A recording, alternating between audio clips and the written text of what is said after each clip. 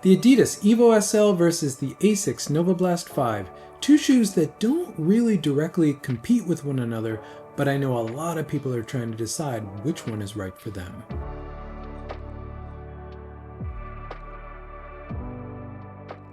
This video is quite interesting. Now, if you watch this channel for the past 10 days or so, you've seen me comparing this shoe, the Adidas Evo SL, to pretty much every other shoe that's out there currently in 2025. But last December, when I initially ran in this shoe, the Asics Novablast 5, as really the first 2025 review that I did on this channel, I knew I would have to be comparing this shoe to the Evo SL. But at the time, we didn't really know what the Evo SL was. We saw some lifestyle stuff. People thought it was more of a daily trainer. We didn't really know. But as I have put over 80 miles into this shoe and about the same in this shoe, I now have some very clear thoughts about where these shoes compete with one another and where they don't. And I'm going to say up front that these are not the same type of shoe. However, they are two shoes that work well together. And as always, let's start with the specs. Now, from a stack height standpoint, these shoes are actually pretty similar, though I'm going to say the Asics Novablast 5 feels like just more shoe underfoot. That couple mil more foam makes a big difference. The real difference between these two shoes is that the Adidas Evo SL is a very stripped down, almost minimalist performance trainer or tempo trainer, where the Asics Novablast 5 is truly a daily trainer. And you can really tell that difference on foot because the shoes just feel very different. The drop in these two shoes is similar, though I'm going to say that the Asics Novablast 5 actually puts you more up on the forefoot. That has a lot to do with not only the drop, but the geometry in that shoe. Whereas in the Adidas Evo SL, that 6.5 mil drop feels a little lower depending on how you strike the ground in that shoe. The Adidas Evo SL is a little bit lighter, but honestly, you don't really notice that on foot. And both these shoes are one-piece midsoles with no stiffening agent, no rods, no plates. There is a small shank in the Evo SL. There's nothing in the Novablast 5, but they're ultimately very simple shoes, though the Asics Novablast 5 is built up more as a trainer. And what's really interesting here are the ride profiles. Now, as I've talked about, I do these ride profiles in my initial reviews of the shoes. And the initial reviews for both these shoes are about a month, 5 weeks apart. And I labeled both these shoes springy, even though you can see that they have a very different profile. But they are both springy. In the Adidas Evo SL, that springiness comes from that big pure block of Lightstrike Pro Classic foam, the Lightstrike Pro from the Adios Pro 3 and earlier Adidas Adizero models, not the current new Lightstrike Pro that's in the Adios Pro 4 or Adios 9, whereas in the Novablast 5, that gets a new FF Blast Max foam that's actually quite springy, and then the geometry in the forefoot of that shoe also adds to that springiness. I'm going to say that the Adidas Evo SL is more springy because of the foam and the resilience of the foam, where the Asics Novablast 5 is springy because of the geometry and the rocker in the forefoot of that shoe. And looking at the contact patch and outsole of these two shoes, we can now see where some of that geometry is. Now, I'm going to say that Asics' product photos are a little misleading. They seem to be taken at strange angles. So the Novablast 5 looks like it's much more forward than it actually is, though a lot of the geometry of that shoe has been shifted forward. Mainly that trampoline effect, which is the thing that you see in the middle of the forefoot, that's been moved way forward. It's in front of the ball of the foot now. And that adds a lot to the springiness and the bounce of the Novablast 5 in combination with the new FF Blast Max foam, which is quite nice. I'll get to that in the ride section. Whereas with the Evo SL, you have that new geometry, puts a big piece of just pure Lightstrike Pro under the forefoot, and it really leverages the springiness of that material. I think both of these shoes have really great outsoles. I've been really impressed with the durability of the Novablast 5 outsole. It's been absolutely outstanding. One of the best wearing outsoles of any shoe I can remember in the past couple years. And as far as grip, I've had absolutely zero issues with grip on wet, dry, dirt, really anything I've run the Novablast 5 on. And the same can be said for the Evo SL. I've had really good luck with that grip on wet to dry, wet, and really everything in between. And lastly, looking at the dimensions of the contact patch of both these shoes, they're actually a lot more similar than they feel on foot. The Novablast 5 feels much more substantial on foot, feels like a bigger shoe, feels like a wider shoe, feels like a more stable shoe.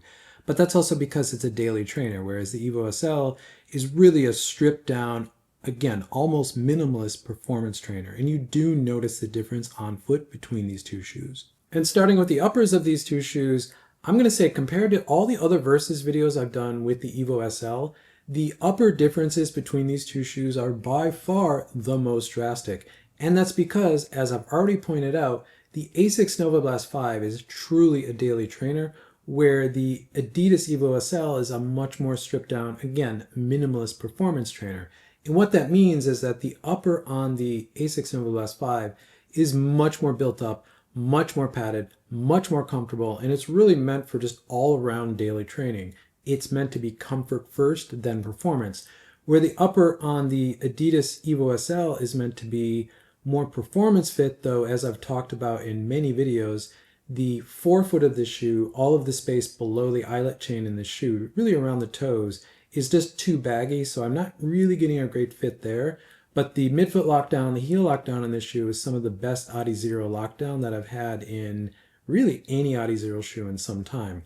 So both these uppers I actually really like. I wish the Evo SL upper fit just a little bit better in the toe box, but I actually like the textile and the way these uppers are designed quite well. And getting into sizing and fit, I'm going to say, starting with the Asics Novablast 5, true to size all the way. This is a trainer. I want it to be a generous fit. I don't want a race fit. I don't want a tight fit. I just want a lot of room for my foot and I want it to be comfortable. And this is true to size, US men's size 9. I would not recommend any sort of difference in this. It's nearly an ideal training fit for what I want. With the Adidas Evo SL, this is where it gets a little tricky. Originally, I bought a pair of these in true to size, US men's size 9. The fit was fine. I had no real issues. I just had a lot of extra volume in the toe box. So I actually bought this pair, which is a size 8.5 US men's. So I went down half a size.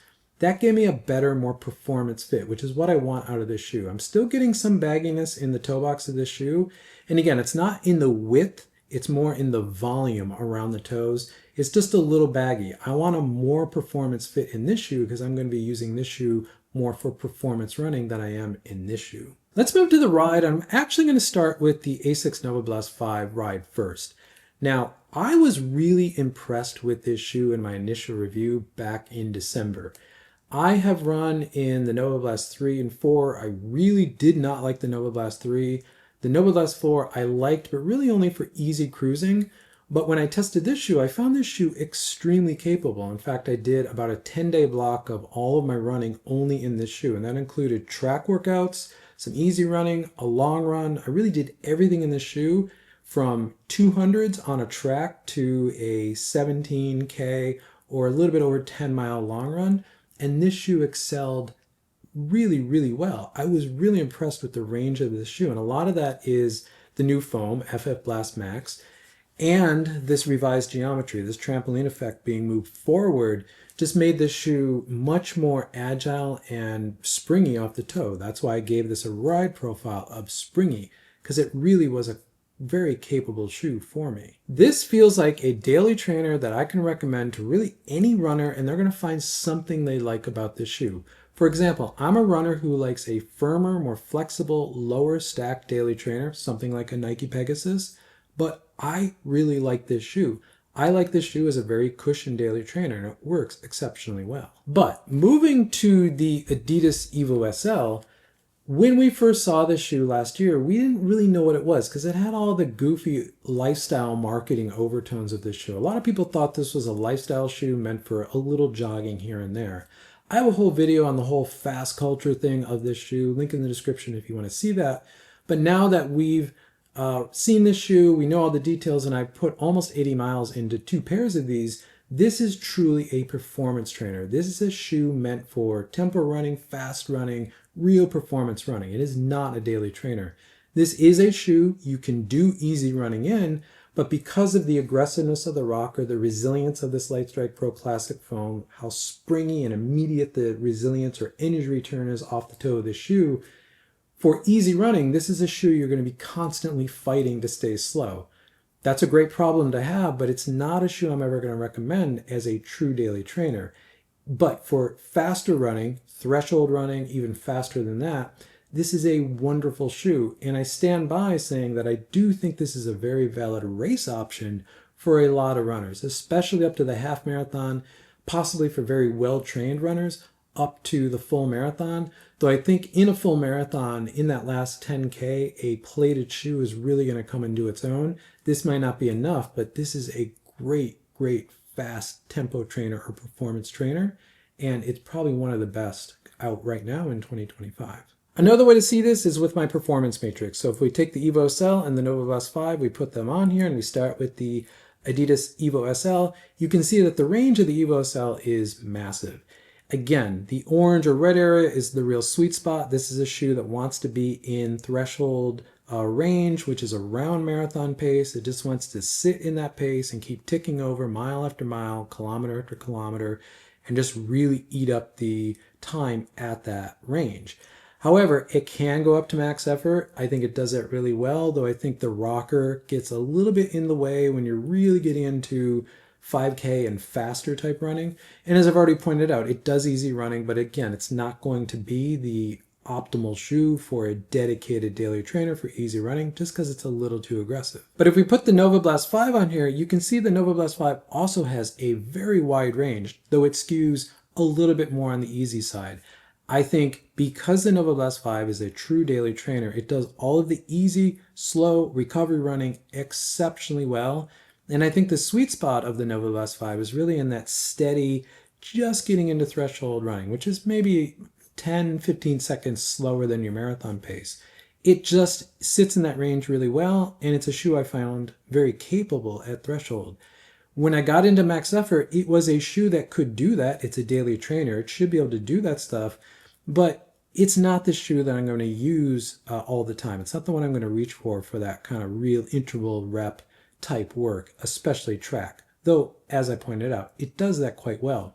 So as you can see, there is some overlap here and they share a bit of range, but they really together combine and really cover everything you could possibly need in a running shoe rotation.